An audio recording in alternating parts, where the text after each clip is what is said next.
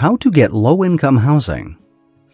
Your dream of owning your own home doesn't have to remain a dream if you don't have a high income. There are ways on how to get low-income housing if you know where to look and you are patient and persistent. This video will help you in acquiring housing despite your low income. Given that shelter is a basic human need, the government and other groups aim to help people in finding a habitable place to live in.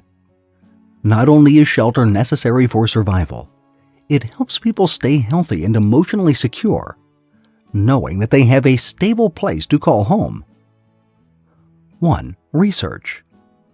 It always helps to research when embarking on any major financial decision, such as applying for low-income housing. To help narrow your search, find out what constitutes low-income housing. This is different from affordable housing, in that affordable housing only requires that your housing expenses take up 30% or less of your income.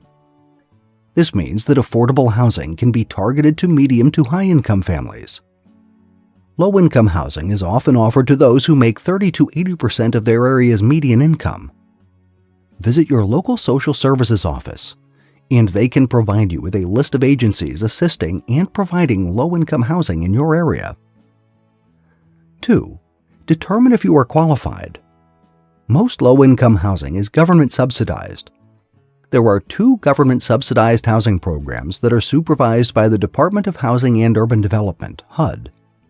There are also non-government units, such as Habitat for Humanity, that help people with low to medium income build their houses.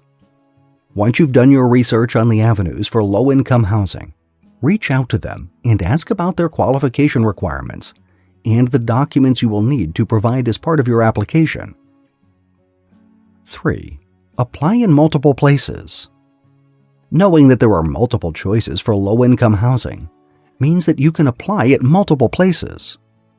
More often than not, there are waiting lists at each place, so it's best that you apply at multiple places. This gives you a greater chance of getting in sooner. The application process involves completion of forms and submission of documents such as pay stubs or W-2 forms to show income. You will also be asked for your birth certificate and Social Security card. Most low-income housing options do not check your credit history and credit score. However, it is a good idea to have a credit bureau report handy. You can get one for free. This way, you can avoid applying at places that require a credit score that is higher than yours. 4. Follow up and have patience.